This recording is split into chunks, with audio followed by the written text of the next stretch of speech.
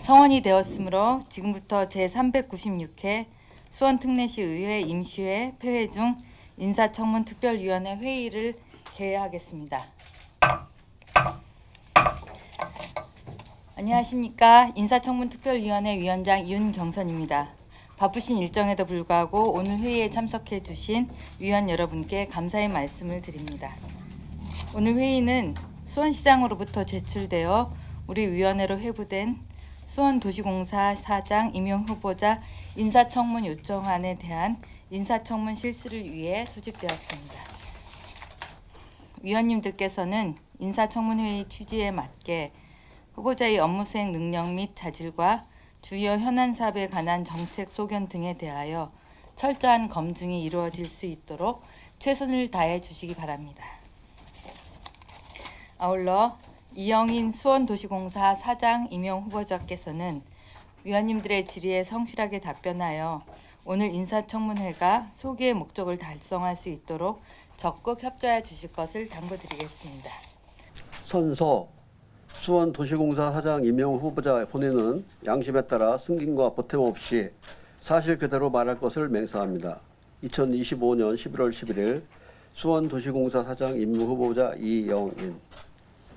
도시재단 이사장에 이어서 우리 수원도시공사 임용 후보자가 되신 것을 먼저 축하드리겠습니다. 일단 오늘 인사청문회를 잘 치르셔서 우리 수원시 도시공사가 좀 더 발전하는 그런 계기가 되었으면 합니다. 질의드리겠습니다. 최근 언론에서는 수원도시공사가 내부 갈등에 수수방관하고 있다, 이런 기사 접하셨죠? 네, 블라인드 앱에서 간부의 갑질 의혹이 제기되었음에도 공사와 노조가 공식 제보가 없다, 그런 조치하지 않았다는 그런 내용입니다. 이 기사를 보신 적 있습니까? 기사는 못 봤고 조사한 거는 결과는 봤습니다. 기사는 직접 접하지 못하셨어요? 네, 맞습니다. 네. 공사와 노조의 공식 제보가 없어서 조사할 수 없었다라는 그런 대응, 이런 것들이 후보자께서는 어떻게 적절하다고 보십니까? 이 사건이 그리고 무엇이 핵심이라고 생각하십니까? 저는 이 사건 개요를 보고서 도시공사에서 반성할 부분은 상당히 있었다라는 것을 느꼈고요. 이 사건은 금년도 5월달에 시작한 거로 돼서 7월달에 불거졌고 7월달부터 도시공사에서 자체적으로 감사를 통해서 그동안 3년 동안 같이 있던 사람을 한 40명 정도로 조사했던 것 같습니다. 그래서 문제가 있다 판단을 했고 최근에 와서 종결을 했는데요. 결과는 당연히 뭐 그 분리배치하는 거는 맞는 것 같고요. 견책 중징계가 아니고 경징계로 해서 감봉을 1월을 했는데 저는 직원들의 갑질 문제는 징계는 조금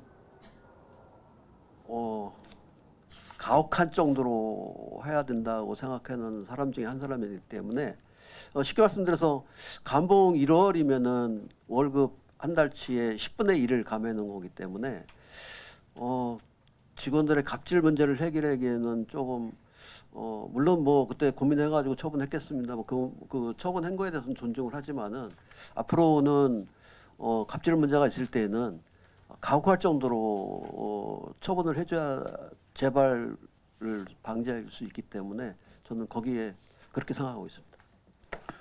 본 의원이 생각할 때는 공식적인 제보가 없어서 조사할 수 없었다라는 이런 공사의 미온적인 대응이 결국에는 수원도시공사는 갑질 신고나 불만 토로에 대한 조직 내 두려움과 불신이 존재한다고 볼 수밖에 없다 생각합니다. 제가 이 갑질 신고 보도에 대해서 질문드리는 이유는 후보자님께서 안전제한제도, 현장 중심의 안전관리, 강화 등 물리적인 안전에 초점이 맞춰져 있습니다. 그렇지만 우리 도시공사에 필요한 것은 산업안전뿐 아니라 심리적, 정서적 안전이 보장된 일터여야 할 것입니다. 후보자께서는 이러한 정서적 안전 중요성을 어떻게 인식하고 계시며 경직된 조직 문화를 어떤 방식으로 혁신하실지 후보자님의 말씀을 간단히 들어보도록 하겠습니다. 조직 혁신은 쉽게 말씀드려서 제가 도시재단에서 있을 때 처음 했던 사항이 이 조직 혁신이 있었습니다. 거기서는 조직 혁신이 한 부분에 치우치면 안 된다고 느꼈고요.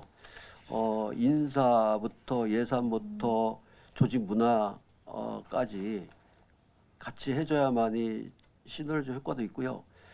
도시공사 같은 경우는 직원이 16명 정도 되다 보니까 방대한 조직이고 이 직원들끼리의 융화관계, 특히 업무직과 정규직과의 차별화를 어떻게 극복할 것이냐에 대해서는 나름대로의 고민이 좀 더 필요할 것 같고요. 상대자들 그러니까 직원들의 의견을 충분히 반영한 후에 그거는 적절한 대책을 혁신과 또 변화를 또 줘야지 않을까 이런 생각을 가지고 있습니다. 갑질 관련해서 존경하는 오수철 의원님께서 질문을 주셨는데 지금 갑질을 하신 분에게 대해서 좀 그래도 가혹할 정도로 그 어떤 제재가 있어야 된다고 말씀하신 거에 대해서는 뭐 후보자의 의견이기 때문에 존중을 하는데 그러면은 사실 지금 이 문제가 더 크게 불거진 이유는 이거를 은폐하려는 사람들이 있었다는 부분이지 않습니까? 그런 부분에 대해서는 어떻게 혹시 조치하시거나 어떤 대응을 하실지 의견을 좀 여쭤보겠습니다. 아마 언론 내용은 제가 아까 말씀드렸듯이 정확하게 체크를 안 해봐가지고는 언론 가지고는 아니고 제가 예측은 그런 것 같습니다. 언론에서는 아마 도시공사에서 취재를 했을 때에 아마 기자들한테 오픈하기는 좀 부담스러워서 이런 면도 있지 않았던 그 면이 언론 보도에 그대로 보도된 것 같고요. 사실 아까 말씀드렸듯이 5월달에 발생돼서 그러니까 6월, 7월달까지는 도시공사에서 몰랐던 거는 사실인 것 같고요. 그 후에 이제 게시판에 올라오고 그래서 알고는 있었고 아마 보도 시점에는 도시공사에서도 인지하고 조사 중인 거로 알고 있었습니다. 그러면은 조사 중이었기 때문에 문제가 없었다라고 생각을 하시는 거예요? 아니, 저는 그렇게 생각하는 게 아니고요. 언론 보도에다가 사실대로 얘기를 하기는 좀 부담이 되지 않았나 이런 생각을 하고 있습니다. 그 말씀드리고 싶은 부분은 사실 그런 거예요. 그러니까 블라인드라는 앱을 통해서 그런 이야기가 나올 정도로 조직 문화 자체가 지금 굉장히 경직돼 있는 거고, 그리고 부서에서는 블라인드에 올라와 있는데 사실관계 확인을 안 해보고 그냥 신고가 없었기 때문에 우리는 조사하지 않겠다라는 그 대응 자체가 기본적으로 이 조직을 설명해 준다고 생각을 하거든요. 그러니까 본인의 신분을 밝히지 않으면은 조사를 할 수 없다라는 게 뭐 물론 그 허위 제보나 이런 것도 있을 수 있기 때문에 그런 부분은 잘 뭐 가려서 해야겠지만 어쨌거나 내부적으로 감사팀이나 이런 데서 블라인드에 그런 제보가 여러 건 올라오거나 아니면 한다면은 그런 내용이 게시판에 올라거나 했을 때 조사에 착수를 해야 되는데 언론에도 뭐 조사 중이다 정도의 발언을 하면 되는데 언론 대응의 부분에서도 뭐 신고가 제대로 되지 않았기 때문에 우리는 조사하고 있지 않다라고 하면 오해를 불러일으키는 거잖아요. 그게 네, 맞습니다. 그 내부적인 문화 자체가 지금 뭔가 어느 정도 그 쉬쉬하는 문화가 있는 것 같아요. 그래서 만약에 이 부분에 대해서 내부적으로 지금 뭐 조직 개편이라던가 아니면은 방향성을 가지고 계신 게 있는지 아니면은 뭐 인권센터나 다른데 외부 조직을 뭐 동원해서라도 좀 전수조사를 하실 생각이 있는 건지 어떤 의견인지 좀 궁금합니다. 저는 사실 도시재단에 있을 때 이런 문제 있을 때는 그 다음날 즉시 조치를 했거든요. 우선은 분리배치를 시켜놓고 나중에 조사를 하고 그랬었는데 아마 도시공사는 조직 문화를 제가 거기까지는 잘 몰라서 앞으로 제가 취임을 한다 그러면은 그런 문제는 걱정을 안 하셔도 될 것 같습니다. 분리배치라는 거는 그 갑질 대상자라고 지목되신 분을 분리배치하신단 말인가요? 네, 맞습니다. 근데 그게 이게 너무 이게 빠르게 하시는 건 좋은데, 그러니까 제보 자체가 또 역으로 그걸 통해서 그 지목당하신 분이 그러니까 문제가 없는데 문제가 있는 것처럼 비춰질 수 있는 거잖아요. 그러니까 신속한 것도 중요하지만 물론 그러니까 분리배치 하신다는 게 피해자 입장에서는 저는 동의가 되는데 또 만약에 모든 사실관계를 조사하고 났는데 사실 그게 아니었으면 그분한테 또 낙인이 찍히는 부분이 있잖아요. 제가 말씀드리는 거는 그냥 뭐 사건이 발생됐다고 가지고 금방 분리배치시키는 게 아니고 일단은 1차적으로 뭐가 문제가 있는 건지 이런 사실관계는 확인을 하고 깊은 사실 내용은 그때 가서 분리배치를 해놓고 조사한다는 거죠. 아, 네. 예. 알겠습니다. 뭐 대응은 충분하신 것 같은데요. 저 궁금한 게 지금 도시재단 이사장을 하시다가 도시공사 이사장을 응모하신 거잖아요. 네, 맞습니다. 두 조직이 목적성이나 이런 부분에서 어떤 차이점이 있다고 혹시 생각하십니까? 저는 크게 한 가지라고 생각을 하는데요. 도시공사는 쉽게 말씀드려서 내가 비용을 지불하고 시설을 쓰고 하기 때문에 그만큼 대우를 받아야 한다고 생각을 합니다. 근데 도시재단 같은 경우는 행정적이나 예산이나 지원해주는 부서이기 때문에 그거하고는 또 다르다고 그러거든요. 그런데 저는 우리 직원 만약에 취임을 한다 그러면은 저하고 똑같은 생각을 가지고 갖도록 직원들 문화 조직을 그렇게 할 생각입니다. 그러니까 도시공사는 서비스를 제공하고 시설 관리를 하는 곳이라고 하면 도시재단 같은 경우에는 좀 더 그 활동하시는 시민단체나 시민분들을 지원해주는 네. 그런 곳이라고 생각하시는 거잖아요. 네, 맞습니다. 그러면 두 개의 업무가 굉장히 다르잖아요. 그러니까 네. 도시재단은 거의 거버넌스 기구에 다름이 없고, 예, 그럼 맞습니다. 도시공사는 그렇지 않은데, 예. 그러면은 도시재단에서 전문성이 도시공사로 이어질 수가 있을까요? 일부 겹치는 부분도 있고요. 일단은 뭐 시민을 상대를 하고 이런 부분은 같을 수도 있고요.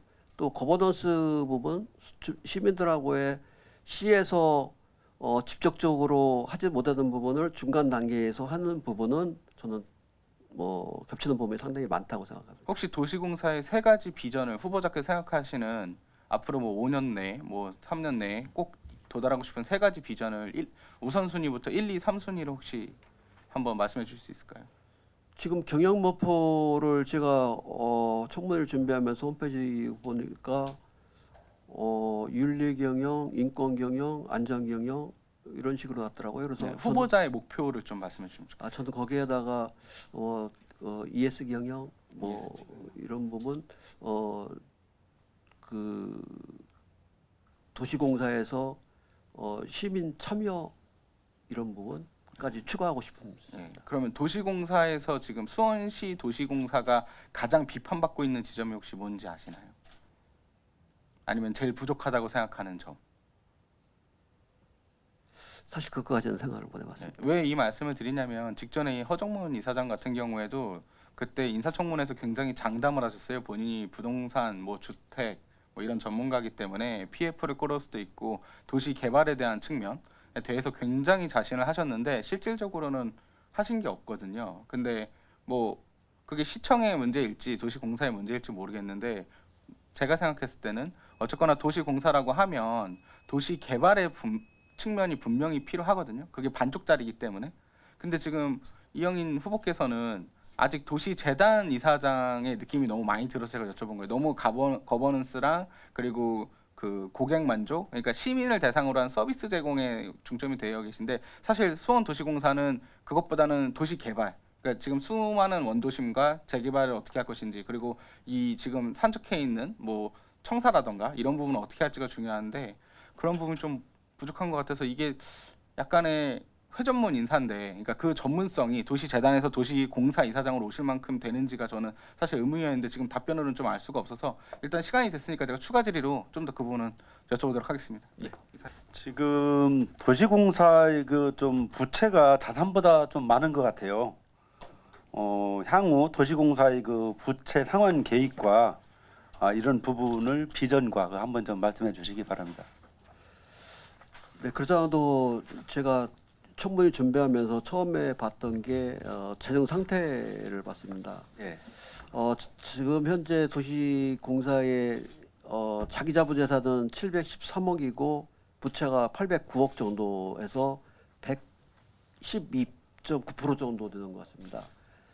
근데 지금 현재 도시공사의 부채는 112%지만은 거기에는 부채가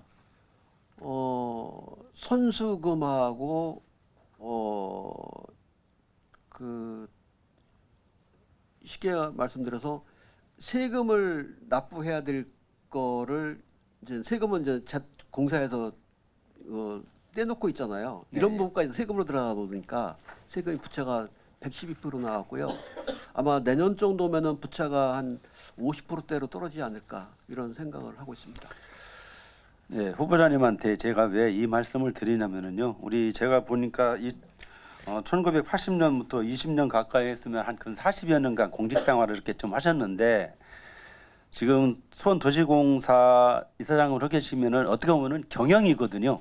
네. 예, 얼마만큼 경영적인 마인드를 갖고 있느냐가 굉장히 중요합니다. 네. 예, 그래서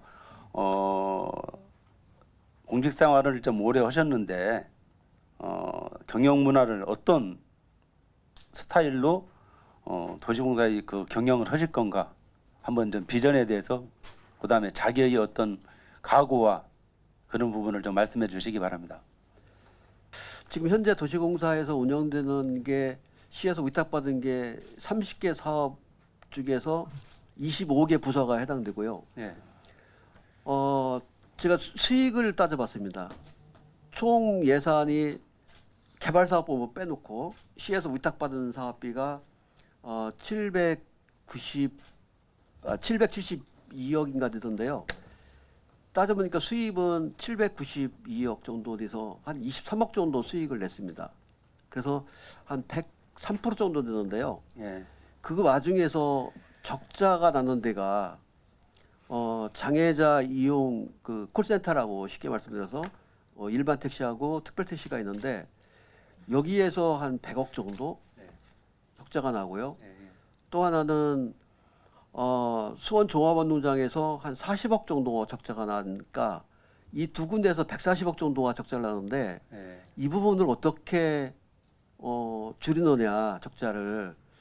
그래서 콜센터 같은 경우는 지금 142대가 운영되는데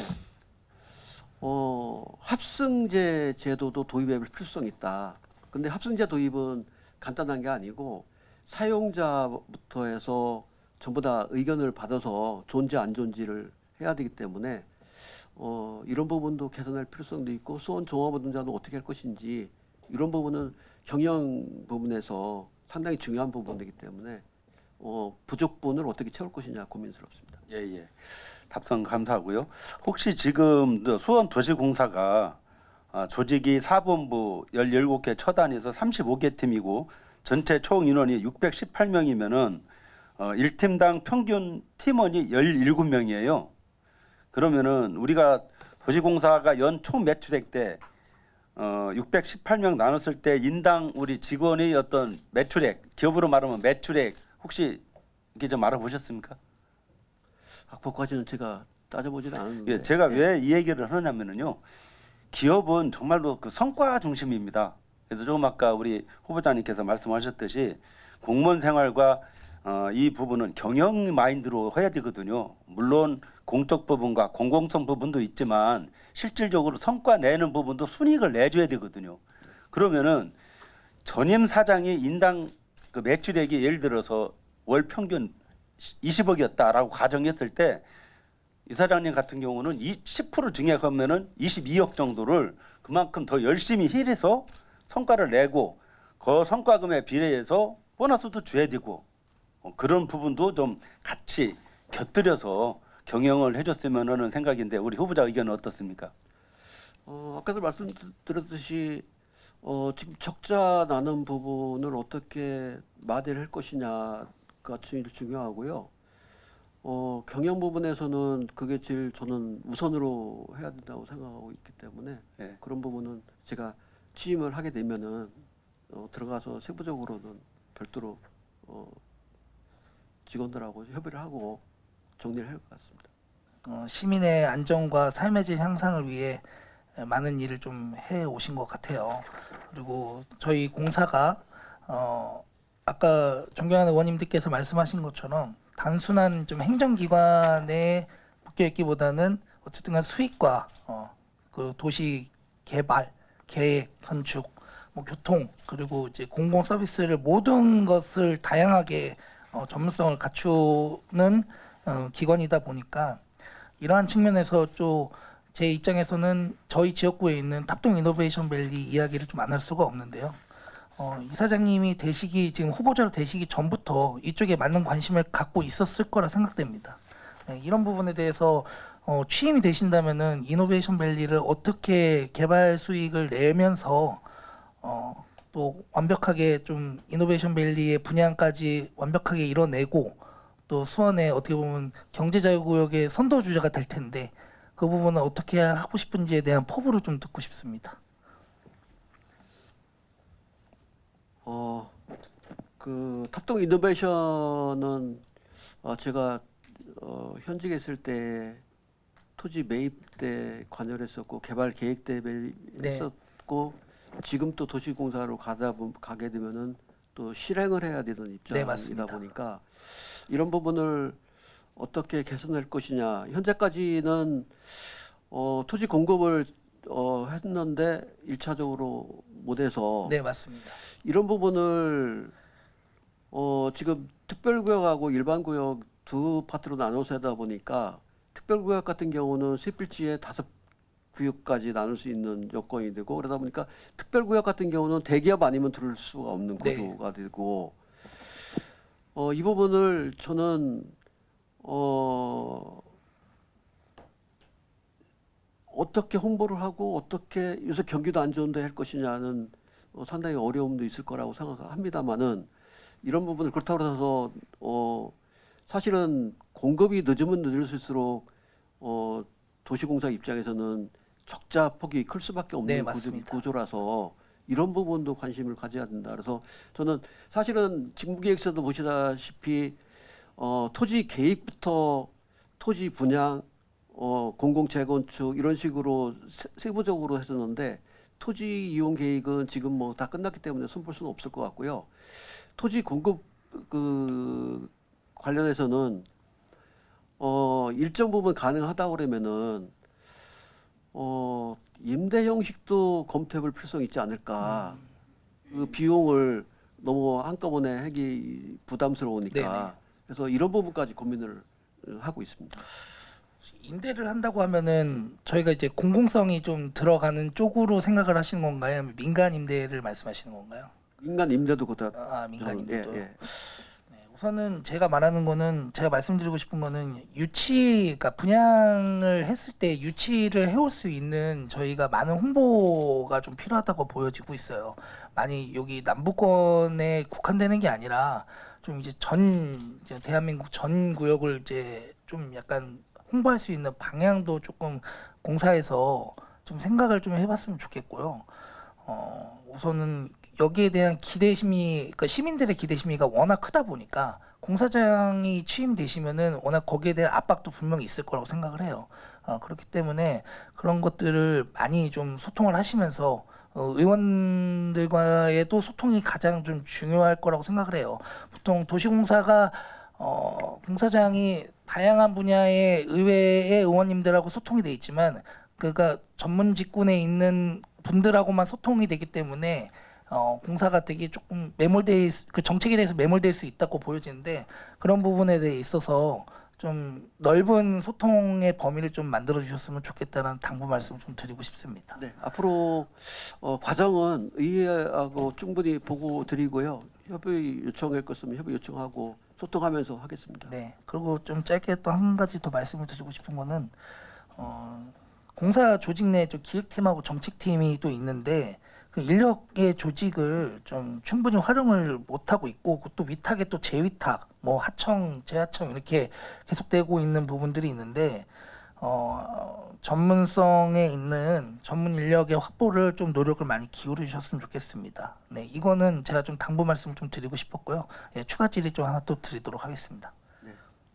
전에 도시재단에 계셨고 이번에 도시공사로 오셨는데 우리 의원님들께서도 아까 질의한 것 중에 연결될 수 있는 부분인데 하나 여쭤보고 싶은 게 우리 이 도시공사가 과거에는 2018년 이전에는 시설관리공단이었던 걸로 알고 있습니다. 네, 그렇죠? 맞습니다. 그러다가 지금 이제 2018년 이후에 도시공사로 이제 다시 태어났어요. 그러면은 지금 이제 7년이 됐단 말이죠. 7년이 됐는데 시설관리공단과 도시공사의 차이점이 있을 거라고 생각합니다. 그게 뭔지 좀 얘기해 주실 수 있나요? 2000년도에 도시공사가 출발은 시설관리공단으로 출발을 했습니다. 이러다 보니까 시설관리공단에서 주로는 교통 주차 시설하고 시설물 관리에다가 2018년도에 개발 사업을 하면서 이제 도시공사로 했는데, 도시공사로 와서 사실은 7년이 지났는데 그때도 똑같은 거 있었거든요. 망포동 제일 첫 번에는 망포동 거를 시작했고, 그 다음에 이제 시작은 테크노밸리 탑동 거를 했는데, 여지껏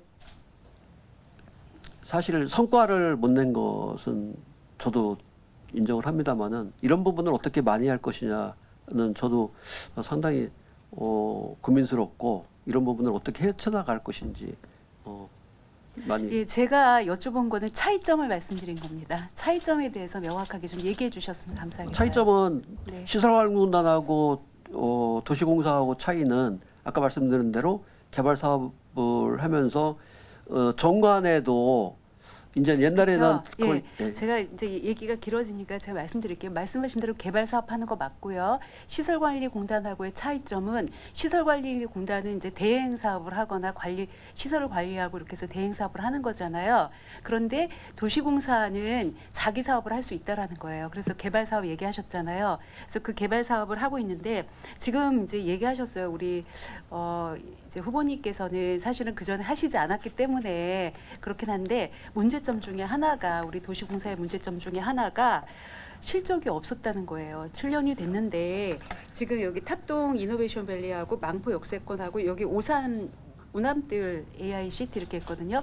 이제 요거를 시작을 했는데, 사실 7년이 짧으면 짧지만은 그렇게 또 짧은 시간도 아니거든요. 그래서 성과를 내지 못했다는 게 상당히 아쉽다라는 생각이 들고, 그리고 이제 제가 예산 부분에 대해서 이제 말씀을 드려야 되는데, 우리가 여기 지금 보면은 개발 사업을 얘기하셨는데, 개발 사업 본부가 있어요. 그리고 또 이제 위탁 사업하는 본부들이 따로 있고 하는데, 개발 사업 본부에서는 지금 이제 개발 컨설턴트도 한 분 계시고, 사업 기획처에 7분 계시고, 도시개발처에 8분 계시고, 도시정비처에 5분 계시고, 이렇게 여러분들이 계신 상황이란 말이죠. 그런데 이 개발 사업 본부에서 지금 7년 동안 계속 이 사업만 하고 있는지, 그래서 여기 어떤 성과가 내야 되는지, 지금 아까도 말씀하셨지만은 이걸 임대를 할 것인가 무엇을 할 것인가 고민을 하신다고 하는데, 뚜렷하게 여지껏 이렇게 받으신 게 없는 것 같아요. 그래서 이 부분에 대해서 상당히 고민을 많이 하셔야 될 것 같다라는 생각이 듭니다. 무엇보다 도시공사는 그 개발 수익을 내거나 이런 쪽에서 실적을 내야 되는 게 맞고, 물론 이제 우리 우리 이제 시민들의 그 공공성, 어떤 이익이라든지 편리성, 이런 것을 추구하는 것도 가장 중요합니다. 그러나 시설관리공단과 우리 도시공사의 차이점은 일정 정도 시민의 편리성과 안전성을 확보하면서 수익을 내는 게 중요하거든요. 근데 지금 대부분에 보면은 96%가 이제 위탁 대행 사업이에요. 그리고 나머지 4%가 이제 그 개발 사업으로 이렇게 되는데, 요런 부분은 사실은 이제 수원시 예산에 거의 다 의존하고 있는 부분이잖아요. 근데 이제 수원시 예산이 확보되기 어려운 상황이 되거나 그러면은 자율적으로, 독립적으로 우리 수원도시공사가 존립하기가 쉽지 않다라는 생각이 듭니다. 어떻게 생각하시나요? 의원님 말씀하신 거에 대해서 저는 적극 공감을 하고 있고요.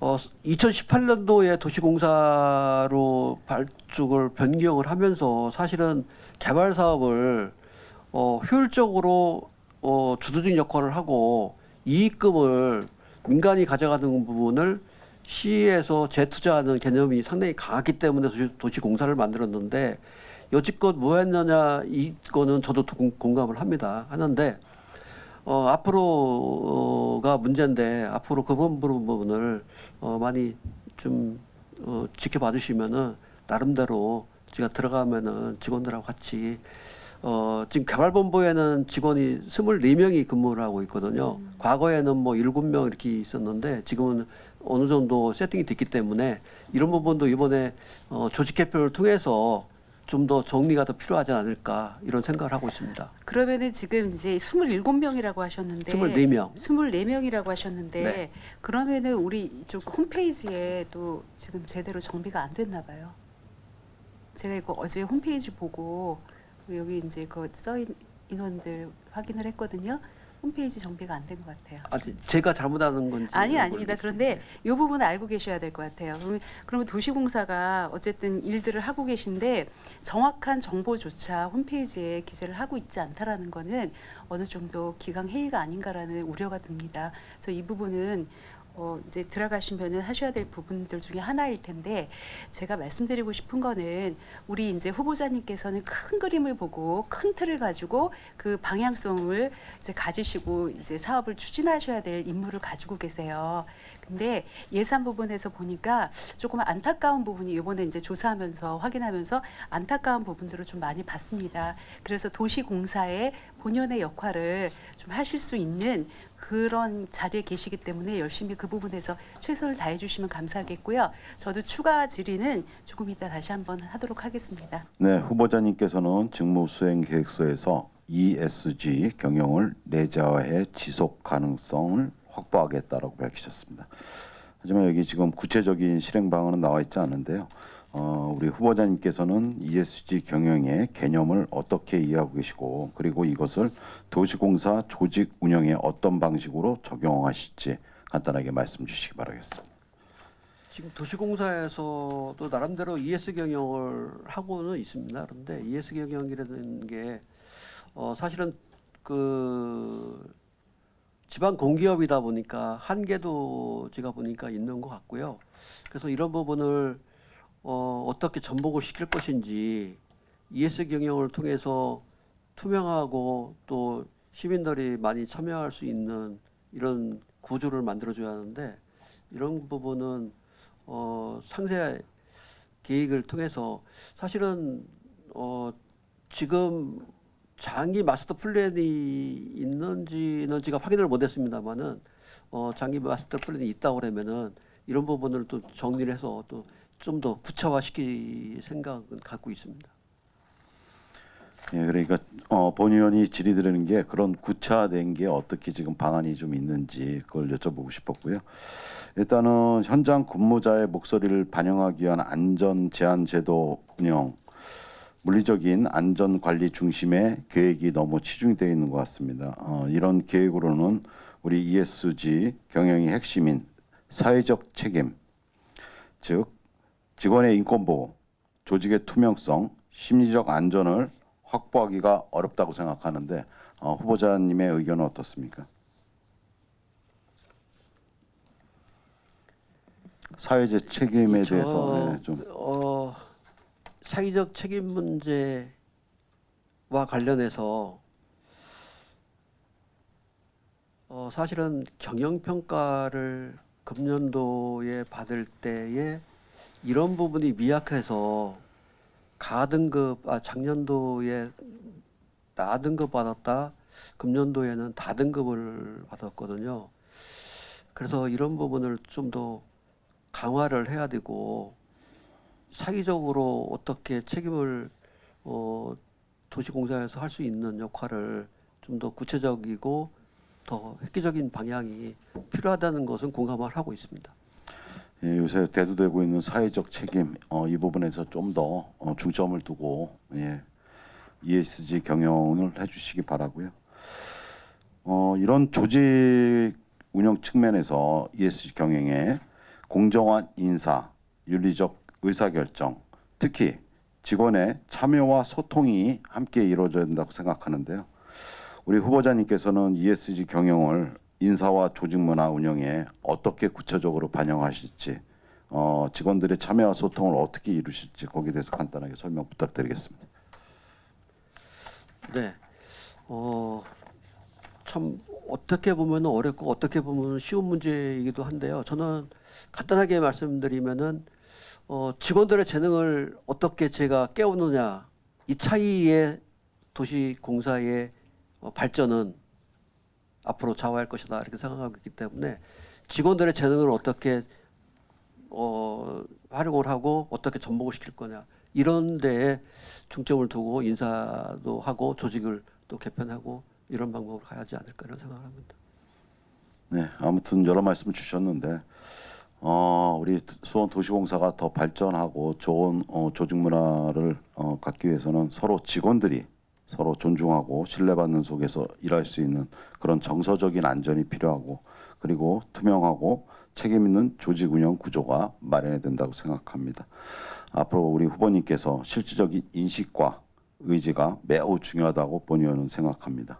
그 직무수행계획서 보면은 수원시 정책과 연계한 5개년 경영투자 계획으로 미래 비전을 제시하겠습니다 라고 하셨는데 혹시 투자 계획 뭐 대표적인 거 한 3-4개만, 2-3개만이라도 좀 말씀해 주실 수 있을까요? 제시하실 비전. 투자 계획은 저는 신규 사업 발굴을 그러니까 어떤 형태의? 그러니까 신규 사업 발굴은 저는 시에서 위탁받는 부분이 주로 되다 보니까 저희들은 대행 사업을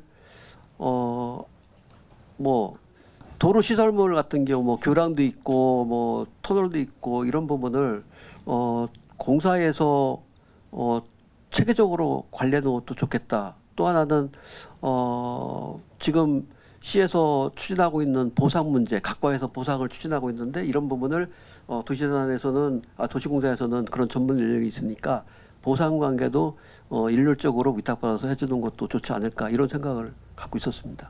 투자 계획은 잘 모르겠습니다. 그래서 지금 후보자께서 말씀하시는 투자 계획이 잘 뭔지 모르겠는데 그럼 지금 대표적으로 하고 있는 것 중에 그 오산 오남들 관련해서 오산시에서는 유상량도 요청을 한 걸로 알고 있는데 거기에 대해서는 어떻게 생각하십니까? 그건 과거 일이라서 사실은 오산하고 수원하고 관계가 뭐 있을까 저는 그걸 보고서 걱정을 했었거든요. 이게 제가 2019년도가 2017년도에 이루어진 걸로 알고 있는데요. 금액은 뭐 많다면 많고 적으면 적은데 2억 6,500인가로 알고 있는데요. 저희가 이게- 지분을 가지고 있는데 그걸 어떻게 했으면 좋겠는지 혹시 뭐 오산과의 어떤 관계를 생각하시는지 어쨌거나 지금 홈페이지에 들어가면은 오산 우남들이 탑동 이노베이션 밸리인가요? 뭐 그거랑 함께 거의 3개 중에 하나의 가장 중요한 사업 중에 하나인데 개발 사업 중에 그거에 대해서 후보자의 의견을 묻는 겁니다. 아직까지는 제가 오산하 그거는 세부적으로 검토를 사실은 못 해봤고 그냥 그 큰 틀에서만 확인을 했기 때문에요. 거기서 구체적으로 답변은 제가 좀 부족한 것 같습니다. 그럼 오산에 요청이 있었던 건 알고 계세요? 그것까지는 오산시에- 알고 있습니다. 그러면은 그거에 대해서는 뭐 긍정적으로 검토해 보실 건지 아니면은 뭐 그거에 대해서는 전혀 아무런 의견이 없으신 건지. 그래서 제가 확인을 했었거든요. 2억 6,500을 출자를 해서 시에서 그러면은 관여가 어디까지 드는 거냐. 그랬더니 출자한 것으로 끝난 것으로 그냥 알고 있는데 우리가 어디까지 참여할 것인지는 다시 한번 확인을 해서 하겠습니다. 오산시에서는 이거에 대해서 굉장히 좀 중요하게 생각하실 것 같아요. 이거에 따라서 오산도 오산 도시공사가 되냐 시설관리공단이 되냐 그 뭐 얘기를 하고 있는 것 같더라고요. 근데 우리가 지분을 가지고 있는데 그 부분에 대해서 잘 모르신다고 하는 것 같아서 조금 네. 그리고 그럼 투자 계획은 들어봤고요. 그러면 뒤편에 보니까 그 빅데이터 뭐 이렇게 말씀하셨던데 기반 디지털 경영 혁신 이런 거는 또 어떤 혹시 비전을 가지고 계신가요? 뭔가 하나 어떤- 예를 든다 그러면은요. 우리 아까 장애 교통 불편 약자 콜센터 같은 경우 콜센터 상담 요원이 있는데 이 부분이 그 교통 약자들이 필요한 게 뭔지를 알 수 있는 구조가 되잖아요. 그런데 이런 부분을 분석해서 정책을 개발하고 거기에 맞는 정책을 해줘야 하는데 아마 이런 게 조금 부족하지 않느냐. 예를 든다면 그 하나는 콜센터 말씀하시는 것 같은데 네. 본 의원도 그거에 대해서 여러 번 오분 발언도 하고 했는데 뭐 결국엔 부족한 거는 버스거든요. 그러니까 그 운행되는 택시가 너무 부족한 거고 그리고 사실 대상자로 지정되는 분들 중에 장애 정도가 조금 미약하신 분들이 좀 많이 좀 이렇게 돼서 이용자가 많은 건데 디지털 경영 혁신이라고 하셔서 저는 사실 뭐 어떤 그 개발이나 아니면 관리 관련돼서 그 디지털적인 어떤 그 시스템을 구축을 해서 그 직원들의 업무 강도가 낮아지는 뭐 약간 그런 거를 기대했었는데 일단은 그리고 아까 그 계속 답변하시는 와중에 조직 개편 말씀을 좀 하셨어요. 그럼 인사에 대해서 좀 어느 정도 그래도 알고 계시고 있는 것 같은데 그럼 조직 개편한다는 얘기는 뭐 개발 부서를 더 힘을 실어주고 늘린다는 뜻일까요? 아니면은 개발보다는 시설 관리 쪽으로 더 가신다는 의미일까요? 지금 도시공사의 조직을 보니까요. 아까 사정의 의원들 말씀드렸지만은 과거에 시설관리공단 쪽은 나름대로 그래도 잘 굴러가던 거 좀 보완만 하면 될 것 같고 개발사업본부 같은 경우는 사실은 부서만 이렇게 쪼개져 있고 또 각 부서하고의 관계, 협업 관계 이런 부분이 제가 보는 눈에서는 조금 제 눈에 안 맞아서 이런 부분은 개편을 해야 될 그러니까 필요성을 어떻게 뭐 권한을 더 주신다는 건가요? 아니면 사업을 더 할 수 있게 해주신다는 건지 뭐 어떤 부분이? 사업 확장 플러스 권한도요. 그럼 인원을 늘리실 생각도 있는 건가요? 인원도 조금 추가를 하지 않을까 이런 생각을 하고 있습니다. 가능했으면 좋겠는데 쉽지는 않을 것 같은데요. 저는 지금 사실 계속 질의 드리는 이유 중에 하나가 뭐냐면 도시공사로서 7년 동안 무언가를 못했고 지금 이영인 후보자 말씀을 들어보면 도시재단 이사장으로서는 어느 정도 역량이 있으셨던 것 같아요. 뭐 행감 때도 뵀었지만 그리고 거버넌스나 시민 관련된 부분은 다 어느 정도 동의가 되고 시설 관리 부분도 저는 충분히 하실 수 있을 것 같아요. 도시재단에서도 비슷한 일을 하셨고 이미 증명된 거니까. 근데 말씀하신 것처럼 도시공사가 두 축으로 되어 있는데 우리한테 필요한 거는 사실 개발 관련 전문가거든요. 제가 봤을 때는. 그래서 저희가 저번에 그 허정문 이사장님을 저희가 그래도 인사청문회에서 그나마 좀 좋게 평가했던 이유 중에 하나가 뭐 그런 개발 사업을 많이 해보셨던 분이었기 때문이었는데 지금 후보자께 이런저런 투자 계획, 뭐 빅데이터 해서 경영 혁신이라던가 뭐 지금 한창이라고 하긴 그러네요. 뭐 하여튼 이슈가 됐던 오산 우남뜰 유상 양도라던가 이런 부분 그리고 조직 개편을 통해서 그 개발 관련된 사업을 좀 강화시키고 싶다고 했는데 그 지금 후보자께서의 전문성이 사실은 좀 안 보여요. 제가 느끼기엔 제가 이걸 잘 몰라서 그런지 몰라도 그래서 혹시 그러면은 그 개발에 대해서 어떤 비전을 가지고 계신지 아니면은 뭐 수원시가 그러니까 도시공사가 할 수 있는 수원시 내의 개발에 대해서 지금 밝혀져 있는 거 말고 그냥 후보자께서 생각하시는 게 있을까요? 개발 관련해서는 뭐 저는 현직에 있을 때 광교 택지개발 처음부터 했었고요. 산업단지 공단 했었고 탑동 처음에 아까 시작할 때 했었고요. 단지 이런 부분은 저도 사실 부족한 부분을 인정합니다. 토지 분양 문제에 대해서는 거의 처음 해보는 업무라서 분양에 대해서는 그래도 전문가의 의견을 많이 듣고 제가 부족한 부분은 그런 부분에서 채워야 되지 않을까 이런 생각을 하고 있고요. 지금 개발사업부에서 하고 있는 지금 아까 지금 의원님께서 말씀하신 우남지구라든지 이런 부분은 개발사업본부에서 지금 추진하고 있는 게 네 가지 사업을 들어가다 보니까 우남지구가 들어간 것 같고요. 지금 신규로 저희들이 같이 추진하고 있는 게 그 영화동의 영화지구 또 영등구청 문제 이런 것까지 저희들이 일부 출전해서 같이 시행을 할 계획으로 있습니다. 후보자님 그 며칠 전 울산 화력발전소 보일러 타워 붕괴 사고, 그다음에 이제 의정부 아파트 건설 현장 추락 사고, 포스코나 광양제철소 철거 작업 근로자 추락 사고 등 이런 안전 사고가 계속 끊이지 않게 계속 일어나고 있거든요. 그래서 이제 요즘 보면은 이제 중개사업제라든가 도론법이라든가 이런 부분이 굉장히 좀 이슈화되고 있거든요. 그런 부분에 대해서 후보자의 어떤 의견은 좀 어떠신지 말씀해 주시기 바랍니다. 네, 중대재해법이 시행되고 나서 지금 상당히 이슈로 되고 있는 부분이 이제 그런 부분인데요. 첫 번째 사망사고 1명 발생했을 때 하고 두 번째는 같은 종류의 질병으로 6개월 이상 치료가 한 사람이 2명 발생. 그리고 직업 유사 해서 3명이 1년 내에 발생했을 때는 이제 중대재해처벌법에 해당되는데요. 저희들이 제일 취약한 부분이 지금 재활용센터인데 재활용센터 같은 경우는 안전관리자가 자격증을 가진 사람이 업무도 보면서 겸직을 하고 있습니다.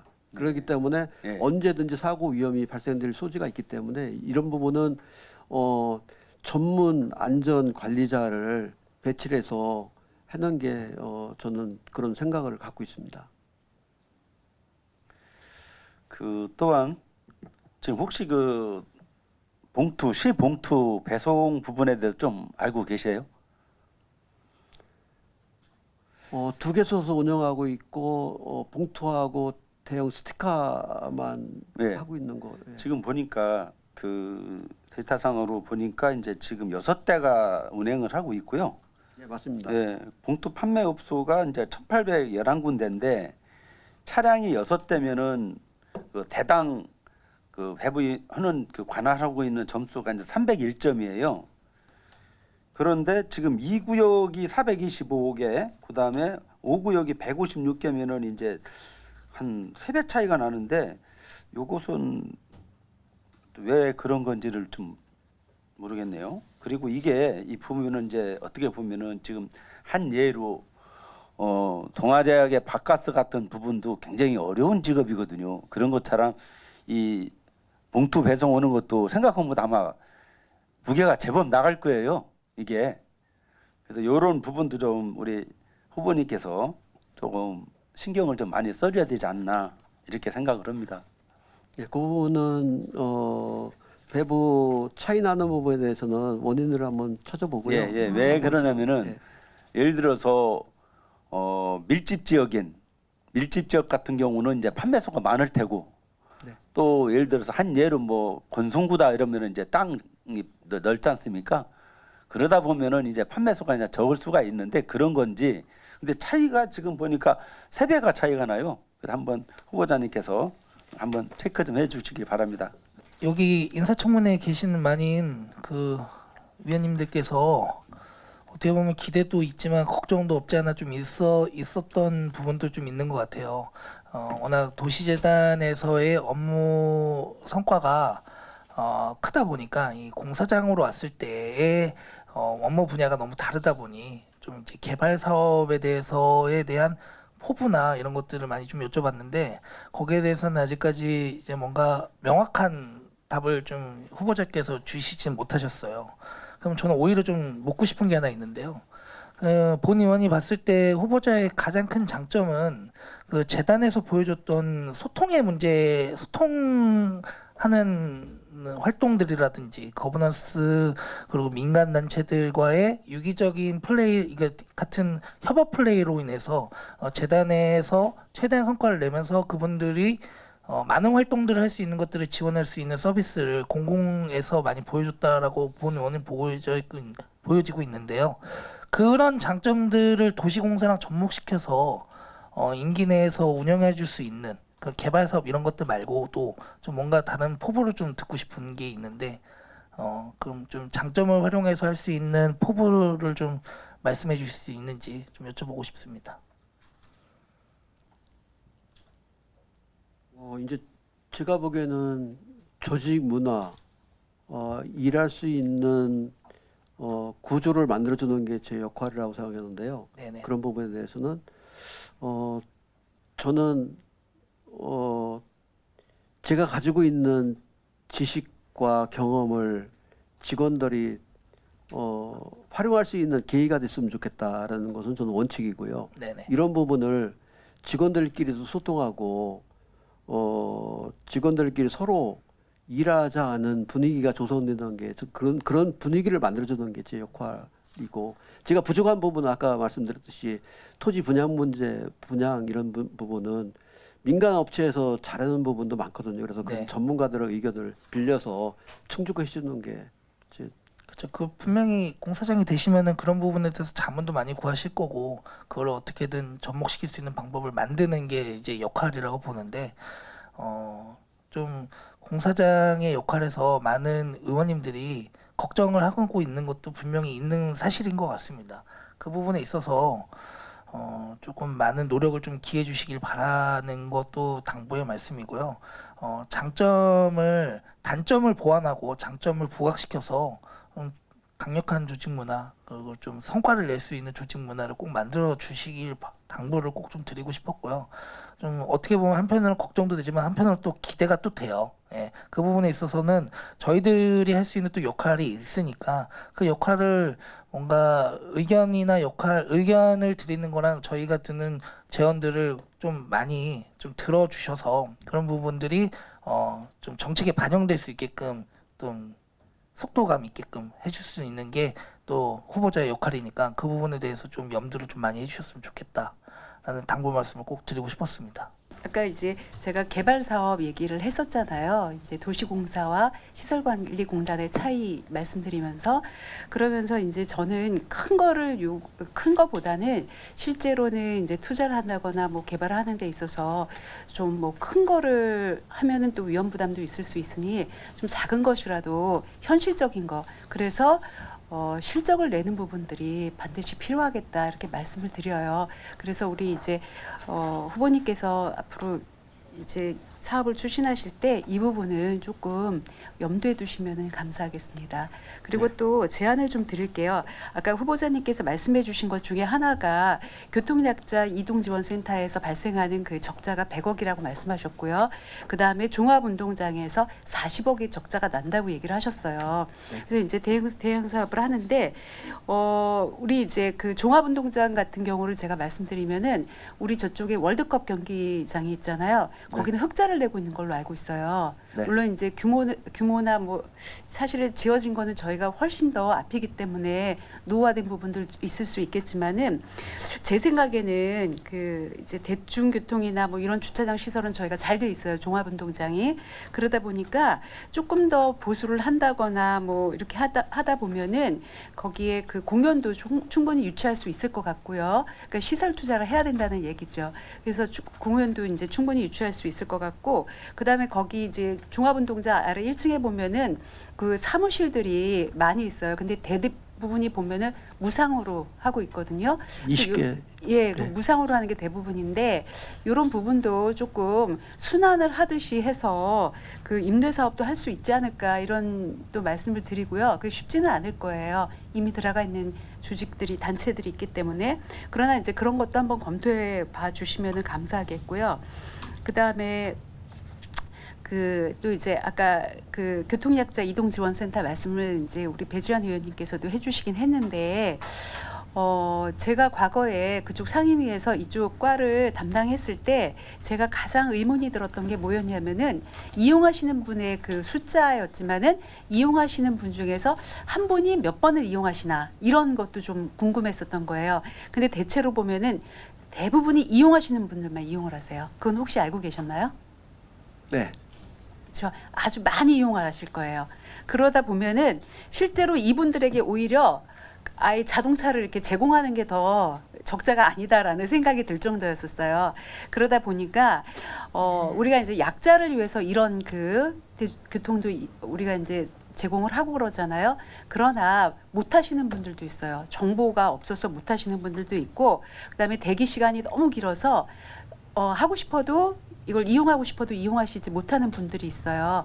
그래서 이런 부분은 조금 이제 뭐 다른 뭐 금액을 올리든지 아니면은 뭐 다른 대책을 좀 세워야 될 것 같아요. 그래서 뭐 금액을 제가 아까 확인을 해보니까 10km 이내가 지금 이제 1,700원으로 이제 인상이 됐더라고요. 200원이 인상이 됐고 그다음에 5km당 뭐 100원이 추가되고 이러다 보면은 실제로 여기 이용하시는 분들이 물론 이제 기초생활수급권자들도 있을 수 있고 어려운 분들도 많이 있는데 너무 이제 그 이용 요금에 있어서 다른 분들이 사용 못할 정도의 그 독점할 수 있는 가격이거든요. 그래서 이런 부분도 한번 고민해 주셨으면 좋겠습니다. 사실은 이제 이렇게 너무 뭐 주차장 요금이라든지 뭐 기타 등등 입장료라든지 이것들이 너무 싸게 되면은 동종 업체들이 사실은 타격을 입게 돼요. 그래서 그 부분도 한번 고민하셔야 될 것 같아요. 그래서 공공성을 가지고 있는 것도 중요하고 또 시민의 편의성과 그다음에 약자에 대한 보호도 저는 충분히 필요하다고 생각합니다. 그러나 어떤 요금이라든지 입장 이런 이런 부분에 있어서는 좀 현실화가 필요하지 않을까라는 생각을 해봅니다. 또 어떻게 생각하시나요? 제가 이제 구체적으로 그 말씀을 드렸어요. 예. 이용 요금 쉽게 말씀드리면 체육 시설이 많이 이제 차이가 나거든요. 만약에 수영장 같은 경우는 공사에서 운영해 놓은 것은 6만 5천 원인데 민간에 있는 건 10만 원. 이러다 보니까 차이가 많이 발생되고 이랬고 주차장도 똑같거든요. 그런데 이제 체육 시설 같은 경우는 저희들만 딱 하기는 한계가 있고 수원시 체육시설 운영 조례에 따라서 해야 되기 때문에 시하고 협의가 필요하고요. 그렇죠. 교통약자 같은 경우는 아까 말씀드린 대로 특별택시 그러니까 그 노란 봉구차 같은 거는 92대가 운영하고 있는데요. 사실은 법적으로는 78대만 하면 되는데 좀 더 했더라고요. 근데 이런 부분을 요금 인상도 필요하지만은 일반 연봉을 봤어요. 제가 연봉을 보니까 한 4,500, 4,300 정도 되는 것 같고요. 이 노란 택시는 일반 택시는 한 4,900 정도 되더라고요. 근데 갈 때마다 아까 말씀드렸듯이 1,700원을 기본으로 주고요. 또 1,700원 받잖아요. 우리 공사에서 주는 게 3,800원을 줍니다. 그래서 5,700원인가 5,500원인가 이렇게 건당 받거든요. 그런데 개인 택시 같은 경우는 저녁 시간 되면 또 들어가 버려요. 그러다 보니까 콜 부르면은 어떤 경우는 뭐 1시간 이상도 걸리고 그래서 이런 부분도 개선할 필요성이 있다고 저는 생각합니다. 그래서 대체로 이게 보면은 각 그 부서들이 있어요. 해당 부서들이 있잖아요. 네. 그렇죠. 그렇기 때문에 아까 시하고 협의나 조례에 대한 부분, 개정 부분 이런 게 필요하시다고 했는데 실제로 제가 보면은 그 시에서 컨트롤하고 있는 것 같아요. 도시공사에서 이 업무를 맡아서 하시는데 시에서 대체로 하기 때문에 제가 보기에는 도시공사에서는 시에서 그야말로 이렇게 해라 저렇게 해라 시킨 대로 하셔는 안 될 것 같아요. 충분히 도시공사의 입장도 어필을 하셔야 될 필요가 있습니다. 예. 조례는 뭐 당연히 뭐 시에서 했지만은 저희들이 발의해주고 저희들이 건의하고 그러기 때문에 그런 부분은 충분히 시하고 소통을 하면서 이렇게 정리를 해야 될 것 같습니다. 그러면은 그렇게 하실 거라고 믿고요. 제가 다시 한번 당부드릴 거는 현실적이지만은 그래도 작은 것부터 시작을 좀 해주셨으면 감사하겠고 이제 요금 현실화라든지 이런 부분들은 충분히 고민을 해주시면 감사하겠습니다. 네, 그러겠습니다. 네, 이상입니다. 아까 그 저랑 질의응답 하시는 와중에 뭐 추가로 더 개발하시고 싶다는 부분이 이제 영통구청 신청사 말씀을 해주셨어요. 그리고 뭐 허정문 이사장님 때부터 굉장히 많이 이렇게 요청을 드렸었고 그때 PF 말씀까지 하시면서 충분히 가능하다고 하셨는데 진행이 안 되고 이제 임기가 끝나셨는데 지금 아시다시피 영통구청 20년 넘었고 2015년부터 시청사 건립한다고 뭐 기업 유치, 도시공사 위탁 개발, 청사 리모델링, 뭐 공유재산 분양형 위탁 개발 뭐 엄청 많이 검토했던 걸로 아는데 이게 건립이 지연되는 근본적인 이유는 뭐라고 생각하십니까? 그 복합개발로 개발하려다 보니까 우선은 뭐 예산이 한 4천억 정도 들어간다 그러니까요. 예산이 제일 큰 문제인 것 같고요. 과연 민간 사업자가 4천억씩 투자해가지고 올까 이런 부분도 있는 것 같고 그래서 이런 부분은 또 약점이 도서관은 놔두고 하다 보니까 또 정형화 문제 이런 부분도 있는 것 같고 앞으로 좀 더 갈 길이 좀 더 남아 있는 것 같습니다. 지금 그 신청사 건립을 해서 계속 제안을 하다 보니까 그 도시정책실장님인가요? 그분이 아이디어를 내주셔서 그 혁신지구 공모 사업을 해서 뭐 250억 정도 받아오려고 했는데 실질적으로는 그 미선정됐고 저번에도 뭐 다 얘기 들어보니까 국토부 입장 지역 안배를 고려해서 하반기 공모 신청은 실익이 없다고 판단해서 2025년 상반기에 영화 혁신지구가 선정되다 보니까 아예 공모를 안 하신 것 같더라고요. 그래서 이제 내년에 하시는 것 같은데 그러면 말씀하신 대로 뭐 3,200억, 4,000억 들어간다고 했을 때 여기서 250억 조달하고 그 다음에 나머지 금액은 어떻게 가능할까요? 아직까지 그 조달 계획은 구체적으로는 제가 답변 드릴 수는 한계가 있는 것 같고요. 아마 혁신지구로 신청했으면은 그래도 그 아직 줄기라도 신청은 안 있었을 텐데 혁신지구는 내년도에 신청해 놓은 거로 계획을 됐기 때문에 혁신지구 신청 결과에 따라서 아마 급물살을 탈 수도 있고 조금 지연될 수도 있고. 근데 이런- 혁신지구 금액이 250억밖에 안 되거든요. 예. 후보자께서 말씀하신 4천억을 했을 때는 10%도 안 되는 금액이란 말이죠. 그러면은 250억 가지고 사실 이거가 급물살을 타기에는 물론 이제 예산을 받아왔으니까 시에서도 어떻게든 해보려고 하겠지만 그러면은 도시재생 혁신지구 선정을 위해서 뭐 어떤 전략이라던가 어떤 뭐 비전이 있으신가요? 말씀하신 그 매일 도서관까지 합쳐서. 아직까지는 뭐 제가 거기까지는 파악을 못했고요. 혁신지구로 지정을 했다고 그러면은 저는 그 급물살이라는 표현은 좀 과장된 표현도 있지만은 저는 그것을 그 마중물이 돼서 계기가 될 수 있다는 뜻으로 보시면 될 것 같고요. 혁신지구 선정 지금 계획서는 아마 초안은 나와 있는 것 같은데 그 세부적으로 이제 구체적으로 더 붙이고 유리한 강점을 찾는 방법을 저희들하고 시하고 협의를 해서 추진하도록 하겠습니다. 시에서는 부지 매각도 생각하고 있는 것 같은데 그거에 대해서는 어떻게 생각하세요? 찬성인지 반대인지 명확하게 말씀해 주세요. 그것까지는 제가 답변 드리기가 조금. 아니 이게 시에서는 이거 되게 굉장히 문제가 됐던 게 검토한 적이 없다고 자꾸 요청을 했을 때 분명 검토한 게 있어서 검토했다고 얘기를 했더니 갑자기 일부 분들이 검토한 적이 없다라고 말씀을 하셔서 이게 또 거짓이냐 아니냐 이 논란이 있었는데 어쨌거나 후보자로서는 이거에 대해서 지금 도시공사에서 그 도시재생 혁신지구 신청하는 서류 작업을 거의 다 하고 있는 거고 이거에 대해서 깊숙이 관여가 돼 있는 걸로 알고 있는데 그러면은 아까 말씀드렸다시피 3천억 4천억에서 10%도 안 되는 250억 받아서 나머지 비용을 채우려면 그러면은 도시 부지 매각도 뭐 본다고 하시는데 저는 그거 반대하고 있는데 후보자의 입장을 말씀해 주시면 될 것 같아요. 만약 후보자가 여기서 반대하는데 시에서 만약에 내년에 매각을 검토한다. 그러면은 그거는 다른 분이 검토를 하는 거잖아요. 그러니까 그런 부분에 대해서는 소신을 좀 밝히셔도 될 것 같아서. 아니 제가 여기에 대해서 구체적으로 세밀하게 더 업무를 다 파악을 하고 있고 이러면은 답변을 제가 드리는 것 같아요. 취임 후에는 답변하실 수 있으세요? 제가 다시 물어보면. 제가 업무를 더 세밀하게 알고 더 파악한 다음에 그 시점이 언젠가요? 내년 3월쯤이면 될까요? 업무 보고 때쯤이면 될까요? 그러면? 고민해보겠습니다.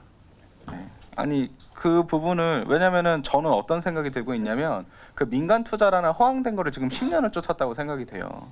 이거는 이제 수원시의 결단의 문제지 사실 지금 옆에 시의회 건물이 들어서는 데 있어서 민간 투자 받은 거 있나요? 그러니까 비용을 비교할 수는 없겠죠. 저것도 뭐 1,200~300억 들었다는 얘기도 있고 하니까.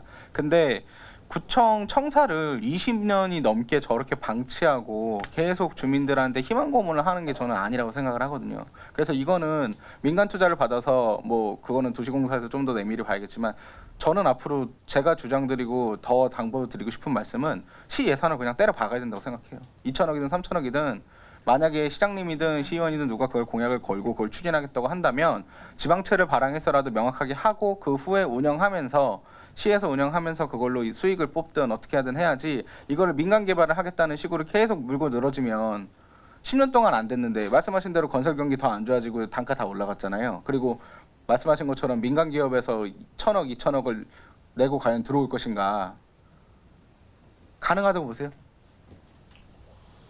아니 이미 말씀하셨잖아요. 그 부분은 민간 기업에서 2~3천억씩 들고 들어올 것 같지는 않다라고. 그건 저는 이게 도시공사가 처음으로 좀 제대로 된 개발을 하고 운영을 할 수 있는 사업이 될 수 있다고 생각을 하거든요.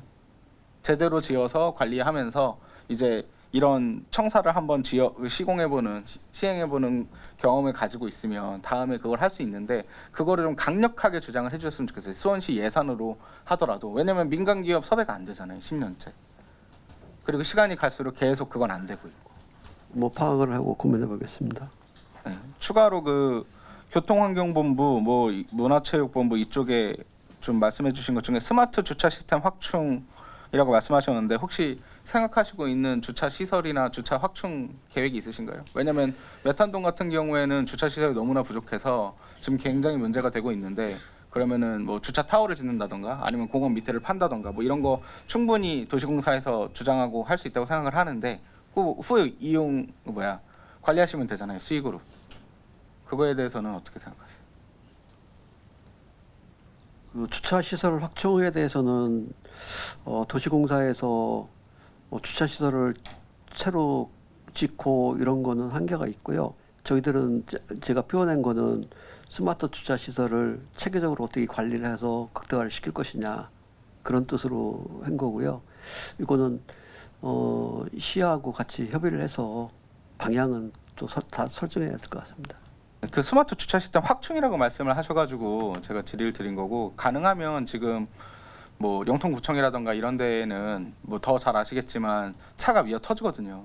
거기 지금 주차 정산 조달 안 되고 거기 안 나와서 이렇게 카드 받아주셔야 되고 몇 대가 들어갔는지도 모르고, 아시겠지만 그 매월 근린공원에서 굉장히 요즘 축제가 많이 일어나면서 더 주차가 많아지고, 그리고 그 부분에 대해서 문제가 많은데, 그럼 주차 시설을 확충을 하든지 아니면 스마트 주차로 해서 뭔가 대안이 필요할 것 같은데, 그러니까 저는 말씀드리고 싶은 게 그런 거예요. 여기 쓰셨던 내용들 되게 좀 추상적이긴 하지만 모든 수원시가 가지고 있는 문제를 다 어느 정도는 건드리고 있다고 생각을 합니다. 그러면은 그거에 대해서 도시공사에서 먼저 좀 제안을 해서, 그러니까 예를 들어서 주차장도 말씀하신 것처럼 그 비용 문제 말씀하셨잖아요. 그러면 시에서 뭐 150억, 160억, 경기도 합쳐봐야 뭐 200억 이내로 해서 뭐 100대, 150대 정도 지하 주차장 파면은 그게 굉장히 잘한 거잖아요. 그럼 거기에 수원시가 도시공사나 이런 데서 좀 추가로 뭔가를 더 해서 더 늘려서 하든지, 아니면은 주차 수익을 가지고서 어차피 세유 수익 잡히는 거니까 그 부분만큼은 좀 더 주차로 가져가든지, 그런 부분을 사실은 저는 좀 기대를 하고 있는데, 지금 후보자께서 너무 개발에 대해서는 뭔가 답변도 잘 안 해주시는 것 같고 좀 뭔가 비전이 좀 많이 부족한 것 같아서. 그러면 저 그 체육공원 현대화라고 하셨는데, 그러면은 지금 메탄공원도 그렇고 체육 시설 여러 군데 구마다 있는데, 그러면은 혹시 이거는 수치적인 좀 목표가 있을까요? 뭐 구마다 최소 3개 이상, 4개 이상은 현대화하겠다 뭐 이런 거. 후보자가 생각하는 체육 시설 현대화는 또 어떤 건지도 좀 궁금하거든요. 제가 이제 직무계획에서 쓴 것은 어차피 제가 깊숙이는 다 모르는 상태에서 제 생각을 바탕으로 썼고요. 하나 예를 들다 그러면은 스마트 시티 주차문 확충 문제에 대해서는 물론 뭐 확충하면은 뭐 상당히 뭐 좋은 효과를 나고 있고, 스마트 시티 주차를 운영하면서 문제가 있는 데가 있거든요. 두 가지 예를 든다 그러면은요. 하나는 지금 65개소에 우리가 운영을 한 10,000명 정도 하고 있는데, 이게 통합센터에서 안 되는 데가 있어요. 몇 개가. 이런 부분을 통합시킬 필요성이 있고, 또 하나 예를 든다면은 자안구청에 있는 종합운동장의 교통 체증 문제, 경기 끝나고 나서 체증 문제, 이런 문제는 교통 신호만 바꿔도 해결될 수 있는 방법이 있지 않는가 이런 생각을 하고 있었거든요. 쉽게 말씀드려서 4개 문에서 전부 다 좌회전, 우회전을 주다 보니까 이게 계속 정체가 되잖아요. 차라리 그냥 우회전만 주는 경찰서와 협의를 해서 우회전만 주고 맞아요. 순환시키는 방법, 이런 방법도 생각했기 때문에 그냥 선언적으로 크게 이렇게 직무계획에서 썼다고 생각하시면 될 것 같습니다. 또 질문은 이 정도면은 사실 제가 더 드리기는 어려울 것 같고요. 그냥 마지막으로 그 영통구청 신청사, 저는 민간 투자 개인적으로 거의 불가능하다고 생각합니다. 그냥 시 예산으로 그거를 좀 강력히 주장해 주세요. 만약 사장님이 되신다면 도시공사에서 첫 번째 사업으로 수원시 예산을 들여서 발주받아서 할 수 있는 사업이 수원시 영통구청, 말씀하신 매열공원까지 포함하는, 뭐 부시고 다시 짓든, 저는 부시고 다시 졌으면 좋겠지만 가능하다면 예산이 들더라도 그 부분을 좀 강력하게 수익 구조까지 만들어서 개발본부에서 충분히 가능할 것 같거든요. 그러니까 돈을 우리가 민간 투자를 받는 것도 좋지만 우리가 만들어서 분양하고 하는 것도 충분히, 분양이 또 약점이라고 하셨는데 예, 하여튼 그런 거 해서 영통구청 신축을 좀 내년에는 도시공사가 사활을 걸고 좀 할 수 있는 사업으로 좀 해주셨으면 좋겠습니다. 만약에 후보자로서 임명이 되신다면. 후보자님, 그 보니까 이제 우리 그 수원도시공사가 아까도 잠깐 내가 말씀을 드렸는데 현재 정원이 이제 618명이면은 지금 우리 대한민국 기업으로 말하면은 중견기업 이상이거든요. 네, 맞습니다. 그런데 이제 그 수원도시공사가 아마 매출액이 얼마인지는 내가 이제 자세한 건 잘 모르겠고, 아까 얘기한 대로 이제 그런 어떻게 보면은 조금 이렇게 좀 편협적인 조직이 좀 돼 있지 않나. 특히나 교통환경 조직은 전체의 수원도시공사의 인력이 63%가 차지해요. 자, 그러면은 지금 현재의 어떤 트렌드로 봤을 때 오프라인의 어떤 그런 한 예로 은행이라든가 이런 부분이 모든 부분이 지금 거의 반 정도가 한 5년 전에 모 은행이라고 치면은 5년 전에 100개라고 그러면 지금 현재 한 50개밖에 안 돼. 그건 50% 감축했고 온라인을 더 활성화했거든요. 더군다나 지금 트렌드가 이제 AI 정도 이렇게 트렌드가 계속해서 어떤 부분이 이렇게 조금 좀 통합과 혁신과 이런 걸 해서 이런 경영을 좀 잘해야 되는가 이런 부분도 우리 후보자님이 좀 한번 다시 한번 그런 부분을 좀 상기해 줬으면 좋겠고요. 방금 그 존경하는 우리 배지환 의원님께서 말씀하셨는데 영통구청 부분에 대해서는 한번 우리가 고속도로다 뭐 예를 들어서 뭐 SRT다 이런 걸 보면은 민간 기업에다가 50년, 30년한테 장기 임대를 줘가지고 운영권을 흔히 말해서 운영권을 줘서라도 한번 각사라든가 민간 기업의 디벨로퍼를 모집을 해서 한번 공청이나 설명이나 나머지 이런 정보를 같이 공유해서 이런 메리트를 줄 테니 달려들 기업 와봐라 흔히 말해서 그런 것도 좀 한번 필요해요. 어떤 한 예로 용인시 같은 경우는 뭐 반도체다 지금 난리를 피고 있고 화성시 같은 경우는 순이익이 너무 많이 나서 주체를 못하고 있는 뭐고 그런데 물론 인근에 있는 평택 같은 경우도 부동산 시장 어떤 침체와 우리 이제 수원시하고 좀 비슷한 부분이 있는데 너무나 우리 수원시 같은 경우는 활력이 지금 너무 많이 떨어져 있어요. 더군다나 물론 삼성전자의 반도체 경영 악화가 뭐 어떤 세계적인 그런 부분도 좀 있고 그나마 조금 SK 하이닉스와 삼성 반도체가 좀 살아나고 있는 그런 기미는 보이고 있는데 수원시가 이런 식으로 계속 가다가는 어떻게 보면은 인구 50만도 안 되는 이런 시보다도 더 처지는 한 예로 제가 지인하고 잠깐 식사이다 지금 기억이 맞는 건지는 모르겠는데 우리 수원시가 성남시보다도 어떤 예산도 적어요 보니까 제가 그걸 깜짝 놀랐어요. 네, 그래서 우리가 이제 어떤 부분을 좀 잠자지 말고 어떤 부분 뭐든지 한번 해보려고 하는 할 수 있다 이런 부분을 가지고서 좀 개척 정신 뭐 이런 부분이라도 한번 해서 시장을 한번 움직이는 그런 부분을 좀 시도해 줬으면 하는 부분이 저희 바람입니다. 우리 후보자님 많은 것 좀 한번 좀 생각하셔서 기존에 있었던 트렌드보다 활성화된 트렌드를 꼭 좀 한번 실현하기를 기대하겠습니다. 이상입니다. 네. 참고로 저희들 아까 말씀드렸듯이 도시공사에서 2024년도 매출액은 수입은 779억 정도 되고요. 779억을 618명으로 나누면은 이제 연 인원 나오고요.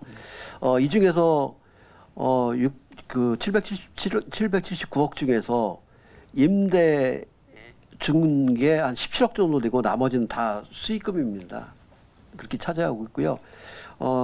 교통환경 분야에 63%가 배치된 부분은 아마도 콜센터 경우에는 직원만 해도 한 130명 정도 되다 보니까 그리고 또 주차 요원들 이러다 보니까 업무직이 배치가 도시환경 분야에 집중되다 보니까 이렇게 된 거고요. 한번 조직 진단을 다시 한번 할 필요성이 있다고 보기 때문에 이런 부분은 차차차차 하나씩 정리하는 게 맞을 것 같습니다. 예. 저는 도시공사에 바라는 게 두 가지가 있는데 하나는 하던 대로 하는 도시공사가 아니라 새로운 방법을 찾고 시도하는 그런 도시공사가 되었으면 좋겠습니다. 이건 뭐 시설 관리 문제에서도 그래요. 그래서 그런 부분들이 좀 그런 혁신이나 새로운 방법 이런 것들을 많이 찾아봤으면 좋겠고요. 그다음에 또 하나는 시민의 소리에 민감한 그런 도시공사가 되었으면 좋겠습니다. 그러니까 민원이 늘상 있었던 거라고 생각하면서 그거를 그냥 당연히 있는 소리 이렇게 생각하는 부분들이 있는데 시민들의 이제 요구나 이런 것들은 점점 커지거든요. 근데 민간 영역에 비해서 아직까지 많이 부족한 것이 사실인 것 같습니다. 어떻게든 서비스잖아요. 아무래도 어떤 경우도 그런 부분들에 있어서 보다 민감한 도시공사가 되었으면 좋겠습니다. 예. 네, 감사합니다. 오늘 이 자리를 통해서 제가 부족한 면을 저도 스스로 발견한 것 같습니다. 개발 분야에서 아까 배재원 의원님하고 사정희 의원님이 말씀드린 토지 분양 문제에 대해서는 제가 약점 갖고 있는 부분을 충족을 하면서 어떻게 할 것인가는 더 많은 노력이 필요한 것 같고요.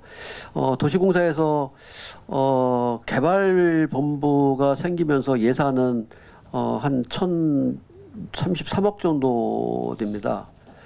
이 중에서 예산을 어떻게 적재적소에 쓰고 도시 개발이 당초에 설립된 목적에 맞도록 제가 취임하게 된다 그러면은 직원들과 같이 더 세밀하게 또 다시 한번 검토를 해서 성과를 낼 수 있는, 지금은 제가 보니까 도시공사에서는 성과를 어떻게 내느냐, 성과를 어떻게 조기적으로 내느냐, 지금 전부 다 악재만 있는 것 같은데요. 아마 제가 보기에는 내년도에 경제자유구역청을 신청을 한다고 그러는데 내년도 하반기 정도에 경제자유구역청으로 지정이 된다고 그러면은 나름대로의 토지 분양이라든지 이런 부분은 더 활성화될 수 있다고 생각하고 있기 때문에 이런 부분은 제가 더 열심히 하고 제가 더 열심히 더 집중을 해서 성과를 낼 수 있도록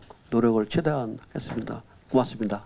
다음은 의사일정 제2항 수원도시공사 사장 임용 후보자 인사청문 경과보고서 채택의 건을 상정합니다. 오늘 우리 위원회는 이영인 후보자의 전문성과 경영 능력 그리고 현안에 따른 정책 역량까지 심도 있는 검증을 진행하였습니다. 그 결과 전체적으로 적합 5명, 부적합 1명으로 위원님들의 청문 의견이 제출되었습니다.